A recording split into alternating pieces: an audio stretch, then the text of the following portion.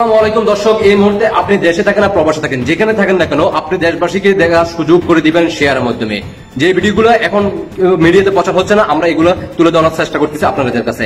গোপন তথ্য ফাঁস, সেই জন্য আপনাকে একটু অপেক্ষা করতে হবে। পুরো ভিডিওটি দেখার পর আপনি জানতে পারবেন বিশ্ব ইজতেমার মধ্যে যে সাবপন্থী জোবারপন্থীর মধ্যে যে দুই গ্রুপের সংঘর্ষে তার মূল যে নেতৃত্ব ছিল সেটা ছিল হেফাজতের মামুনুল হক মামুনের নির্দেশনায় হয়।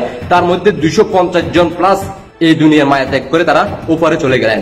দ্বিতীয়ত হচ্ছে প্রায় 10,000 লোক বিভিন্ন হসপিটালে তারা আহত চিকিৎসাধীন অবস্থায় তারা বিভিন্ন হাসপাতালে এখন বর্তমানে অবস্থান করতেছে। এই ধরনের নিউজগুলো বর্তমানে মিডিয়াতে প্রচার হচ্ছে না। আপনারা নিজ কানেই শুনুন যে তাদের মুখে তারা কি বলে। দেখতে থাকুন।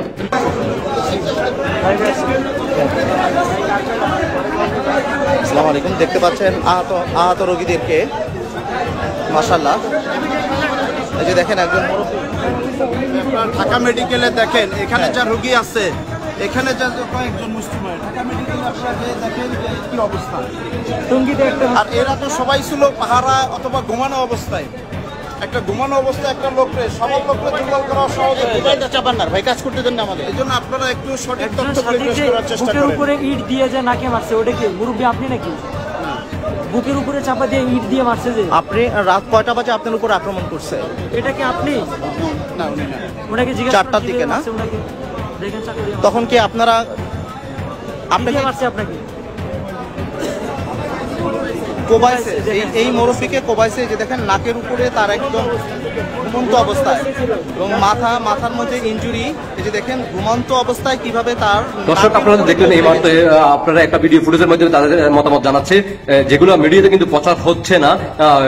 কতজন অসংখ্য লোক তারা ধারণা করতেছে যে 250 জন প্লাস তারা এই দুনিয়া মায়া ত্যাগ করছে, আর প্লাস 10,000 ঢাকার বিভিন্ন হসপিটালে তারা এই মুহূর্তে ভর্তি আছে।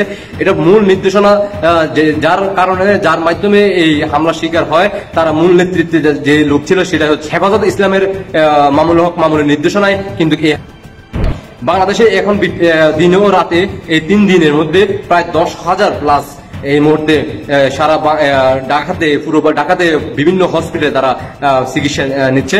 এবং কি আপনারা জানেন সারা বিশ্ব থেকে বিশ্ব ইজতেমার মধ্যে আমাদের ধর্মীয় যে মুসলিমরা আছে তারা প্রতি বছরে এখানে এর মধ্যে অংশগ্রহণ করে।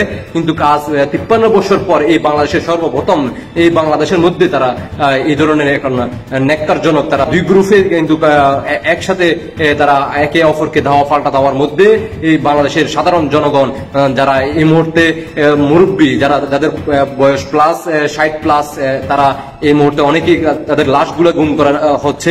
তাদের লাশগুলো এখন বর্তমানে কোথায় আছে এগুলো কিন্তু মিডিয়াতে আসতেছে না। এবং কি তারা যে লাশগুলো আছে লাশগুলো সম্পূর্ণ গুম করার চেষ্টা চালাচ্ছে। আপনারা সবাই দেশবাসীকে দেখার সুযোগ করে দিবেন, যাতে এই দুষ্কৃতিকারী যে বহির্বিশ্বের যে শক্তি এবং কি এই জঙ্গিদের হাত থেকে বাংলাদেশকে রক্ষা করতে হলে দেশবাসীকে দেখার সুযোগ করে দেন। আর আপনার মতামত কমেন্টে অবশ্যই জানিয়ে যাবেন।